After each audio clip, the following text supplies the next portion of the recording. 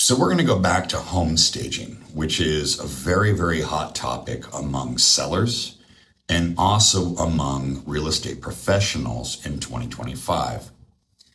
Now, the statistics right now, I'm going to look at it. RESA's study in 2023, their study shows that staged homes sell between 5 and 10% higher in California metro cities. Now, while on paper that's very true, but we need to go back and talk about what a staged home is. Imagine you hire an agent to come over and give you numbers and insight into what it's going to look like to market your home and sell, how much you're going to make, how long it's going to take. And the first thing they tell you, besides the fact that maybe touch-up painting and a deep clean is a good idea, that we want to put all of your furniture in storage, and we are going to have a company come in with big trucks and they're going to professionally stage your home. The couches, the tables, the lamps, the lighting, everything on the walls, it will no longer be yours because it's going to make the home sell faster. Most of the time when we're talking about staging an occupied home, we're going to be having that conversation with a seller who, let's say, bought a larger home to accommodate their children, and the children may have moved out. And so maybe now it's just the husband and wife and there's no kids, so we have empty bedrooms, maybe a loft that's no longer furnished and set up because the children are out. There's only two people living in, let's say, a 3,000 square foot home. There are times where staging areas like an upstairs loft, that's a big open space, a second family room, if you imagine it, of being able to stage that correctly so that buyers aren't confused when they walk in and just see a big vacant space. Also comes true when we look at homes on the smaller side to where maybe you are like me, my home is smaller and we have a lot of furniture. Actually, our house is kind of cluttered. In fact, my dining table doesn't really particularly fit in the middle of my dining room. It has to be offset in order to accommodate being able to see people.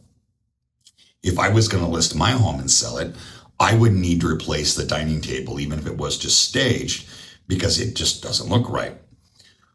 I have too many couches in my living room because not only us, but the dog likes to use it.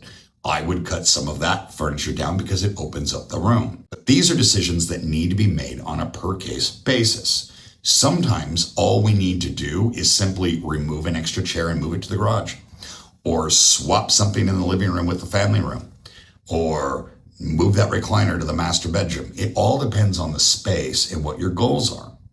What we don't want is to have spaces that confuse buyers, because look, some of us that have homes that might be older have some interesting areas that at some time a former homeowner did some sort of addition or configuration where it made sense when they used it. Maybe a room that we're not sure is a bedroom, maybe it's a den. Sometimes defining those spaces makes a lot of sense. Now, the easiest time to stage a home is obviously when the home is already vacant. That is the best time to be the absolute top of the class for marketing. If you've moved completely out of the home and nobody's occupying it, we're going to replace carpet. We're going to, maybe replace appliances, all new interior paint and trim paint. Make sure that it's lit well enough, including bringing in additional maybe floor lamps or additional ceiling lighting, so that at all times the home shows bright and it shows airy. Depending on the size of the home and the layout, sometimes it makes sense to stage it. But if you've ever looked at a brand new home build, you ever notice that the beds are a strange size and so are the dressers? They do that deliberately in order to showcase how spacious it is. Yet you move your queen mattress into that same room and all of a sudden there isn't room for two normal sized nightstands. I feel the same way about that as I do the over edited listing photos that are taken. Narrow galley kitchens that are taken with an extreme wide angle lens where all of a sudden you're thinking that's the biggest kitchen I've ever seen.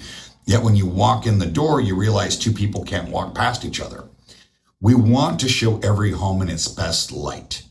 But if we artificially enhance everything, including your property videos that are being done now with AI, When a buyer walks into your home, they're going to be instantly disappointed, and you can actually physically watch this. I have watched a listing agent pay for great photography that gets overly enhanced and then have those photos made into a fake AI video showcasing a walkthrough of the property. We're talking about lawns that are semi-brown that are all of a sudden super green, and the sky is always perfect sunset and blue behind it.